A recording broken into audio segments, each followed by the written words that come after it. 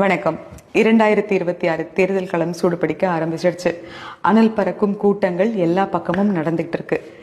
இந்த வீடியோவில் நான் மிஸ்டர் விஜய் கிட்ட, அதாவது நம்ம தாவேகா கழக தலைவர் மிஸ்டர் விஜய் கிட்ட ஒரு விஷயம் சொல்லணும்னு தோணுச்சுங்க. விஜய் சார், உங்களுடைய சமீபத்திய பேச்சுக்களை நான் கேட்டேன், ரொம்ப நல்லா இருந்தது. உங்களுடைய வாக்குறுதிகள், அதை பற்றி நான் பெரிய வீடியோவில் சொல்கிறேன், ரொம்ப ரொம்ப நல்லா இருந்தது. ஆனால் நீங்கள் அழுதது ரொம்பவே மனசுக்கு கஷ்டமாக இருந்தது.